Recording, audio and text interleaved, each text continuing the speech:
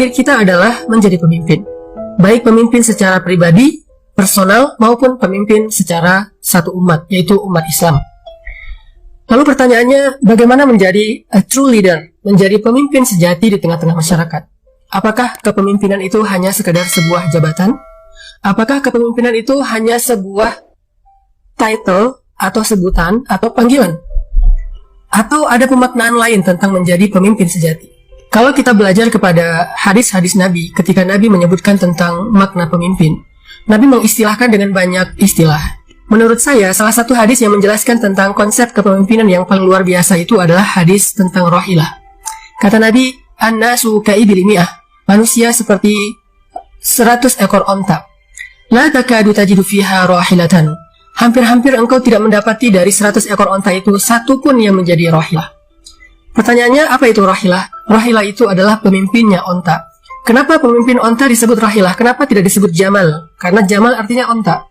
Kenapa tidak disebut ibil? Karena ibil juga bermakna onta. Kenapa tidak disebut nakoh? Nakoh juga artinya onta. Kenapa rohilah? Karena dalam makna hadis tersebut, pemimpin onta itu bukan sekedar jenisnya dia adalah onta tertentu. Tidak. Tetapi pemimpin onta itu dilihat dari sisi perannya di tengah-tengah kawanan onta yang lain. Dia adalah rohilah karena dia yang paling banyak mengangkut beban. Dan karena dia yang paling tahu jalan untuk sampai ke tujuan. Jadi dua. Satu, dialah yang paling banyak mengangkut beban. Dan yang kedua, dialah yang paling tahu jalan sampai ke tujuan. Sehingga dari hadis ini kita bisa belajar tentang menjadi a true leader di tengah-tengah masyarakat. Menjadi pemimpin sejati di tengah-tengah masyarakat. Gimana menjadi khalifah atau pemimpin sejati di tengah-tengah masyarakat?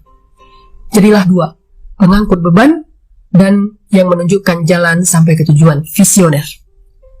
Sehingga untuk menjadi pemimpin di tengah-tengah masyarakat nggak harus terpaku, harus dapat satu jabatan.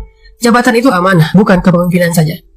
Ada orang yang baru merasa dirinya menjadi pemimpin ketika dia mendapatkan jabatan dalam sebuah struktur organisasi. Lalu dia menjadi kecewa kalau jabatan itu ditanggalkan darinya, diambil darinya. Ini bukan pemaknaan kepemimpinan yang sejati dalam Islam. Pemimpin sejati adalah dia yang paling banyak mengangkat beban. Pemimpin sejati adalah yang paling tahu jalan untuk sampai ke tujuan dengan visi yang jelas. Angkatlah beban masyarakat. Mengangkat beban masyarakat juga bermakna menjadi orang yang paling bermanfaat untuk orang lain. Makanya Nabi mengatakan, khairun nas anfa'uhum linnas. Sebaik-baik manusia adalah yang paling banyak bermanfaat untuk orang lain. Saya memaknai dua hadis ini dengan kalimat, pemimpin itu adalah yang paling eksis. Bukan yang dapat jabatan, bukan yang dapat titel tertentu, bukan yang dapat panggilan tertentu, bukan yang disebutkan namanya di sebuah struktur organisasi tertentu. Tapi pemimpin sejati adalah yang paling eksis di tengah-tengah masyarakat. Arti yang paling eksis, dia yang paling besar pengaruhnya kepada masyarakat. Dia yang paling ditunggu, diharapkan, dan dibutuhkan oleh masyarakat. Sehingga kalau kita pengen jadi pemimpin sejati, coba tanya diri kita. Berapa banyak orang yang membutuhkan kita sehari-hari? Berapa banyak orang yang bergantung hidupnya kepada kita? Berapa banyak orang yang mengetuk pintu rumah kita, menelpon kita, ngejapri kita untuk minta tolong kepada kita? Semakin banyak orang yang membutuhkan kita dan bergantung kepada kita, berarti menunjukkan semakin besar kepemimpinan kita di tengah-tengah masyarakat. Kalau mau ngelihat dari sisi followers, cobalah kita lihat berapa banyak followers kita dari orang miskin. Berapa banyak orang susah nge-following kita. Berapa banyak orang yang sakit nge-following kita dalam tanda petik. Artinya dia nge-follow kita untuk meminta tolong dan meminta bantuan kepada kita. Itulah eksistensi, itulah kepemimpinan yang sebenarnya. Dan kita harus menjadi onta yang paling kuat mengangkut beban untuk menjadi pemimpin. Karena menjadi pemimpin kalau dia mengangkut beban paling ringan itu bukan pemimpin sejati.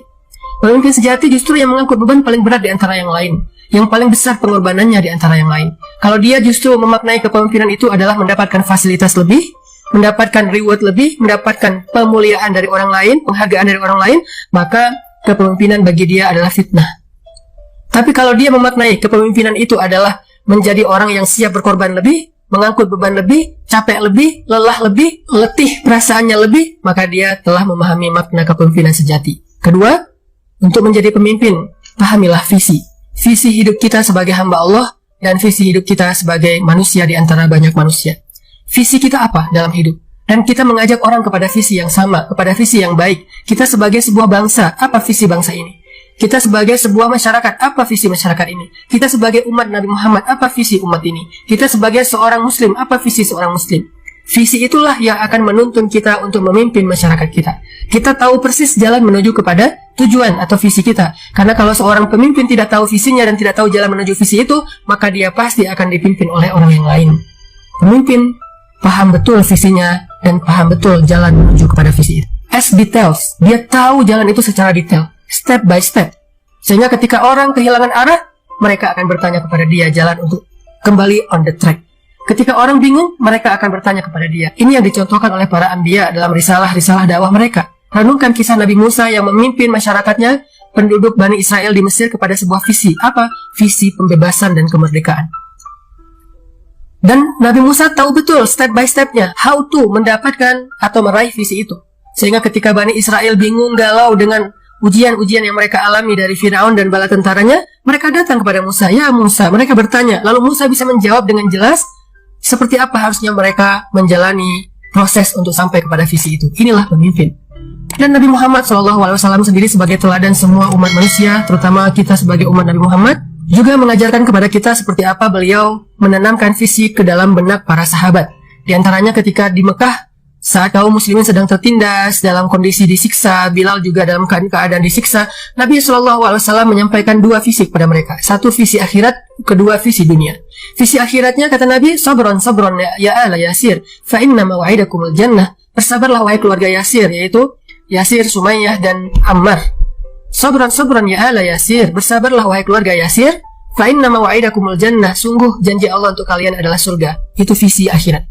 Adapun visi dunia, Nabi mengatakan kepada para sahabat, bersabarlah, kelak Allah Subhanahu wa taala akan memberikan kepada kalian kunci gerbang Yaman, kemudian istana putih Persia di Madain, dan istana merahnya Romawi di Konstantinopel atau Istanbul sekarang. Ini janji Nabi, visi Nabi yang ditanamkan ke dalam benak-benaknya para sahabat. Sehingga dari awal dakwah di Mekah, para sahabat udah tahu mereka lagi menuju ke mana. Mereka secara spiritual menuju kepada Allah, dan secara sosial sedang menuju kepada pembebasan manusia dari perbudakan dan kezaliman di muka bumi. Persia, Romawi, Yaman, dan seterusnya. Inilah visi. Sampai ketika Nabi dalam peristiwa Khandak sedang menggali parit Khandak, kemudian Salman Al-Farisi merasa tidak mampu menghancurkan satu batu yang besar, maka Nabi membantu Salman dengan memecahkan batu itu dengan 3 pukulan. Dari setiap pukulan itu keluarlah cahaya yang benderang, dan setiap cahaya itu Nabi melihat kemenangan-kemenangan di masa depan. Cahaya pertama, Nabi melihat istana merah di Istanbul. Cahaya yang kedua, Nabi melihat istana putih di Madain, Irak, atau sekarang Iran. Dan yang ketiga, Nabi melihat cahaya dengan gerbang Yaman yang terbuka untuk kaum muslimin. Saat itulah Nabi mengatakan, berbahagialah kalian, bersabarlah kalian atas ujian Allah hari ini, karena Allah menjanjikan untuk kalian 3 kemenangan besar di muka bumi. Itulah visi. Dan Nabi tahu persis jalan menuju ke visi tersebut. Lalu diajarkan kepada para sahabat seperti apa mereka harus melalui proses-proses sampai kepada tujuan tersebut. Lalu visi ini diwariskan kepada Abu Bakar As-Siddiq sebagai khalifah kaum muslimin pertama. Lalu diwariskan lagi kepada Umar bin Khattab, Utsman bin Affan, Ali bin Abi Thalib, sampai kepada Muhammad Al-Fatih. Itulah visi. Dan yang ketiga, menjadi seorang pemimpin adalah menjadi orang yang paling banyak menebar kebaikan, paling peduli, paling empati, paling banyak menolong orang lain, sampai semua orang bergantung dan berharap kepada dia. Jadilah orang yang dibutuhkan, jadilah orang yang dicari karena kebaikannya, jadilah orang yang dicari karena kedermawanannya dan kemuliaan hatinya. Maka saat itulah adik-adik sekalian sudah menjadi a true leader di tengah-tengah masyarakat. Tetapi di balik semua itu, walaupun kita menjadi pemimpin, jadilah seorang pembelajar. Karena titel santri itu bukanlah titel ketika kita hanya berada di sekolah kita, tapi kita adalah santri seumur hidup, santri sampai mati. Kenapa? Karena sesungguhnya menuntut ilmu itu bukan sebatas 2 atau 3 tahun di dalam sebuah pendidikan formal. Tapi menuntut ilmu itu adalah perintah Allah kepada kaum muslimin sampai akhir hayat mereka. Jadilah seorang santri, jadilah seorang pembelajar. Belajar tidak harus hanya dengan di dalam kelas, belajarlah dari pengalaman hidup, belajarlah dari realitas rumit yang ada di masyarakat, belajarlah dari kesalahan kita, belajarlah dari masa lalu, dari sejarah, belajarlah dari semua tantangan-tantangan hidup. Jadilah santri pembelajar. Maka dengan demikian kita akan terus bisa mengupgrade kapasitas kepemimpinan kita, karena kita adalah seorang fast learner, seorang pembelajar cepat yang selalu belajar dari setiap kondisi.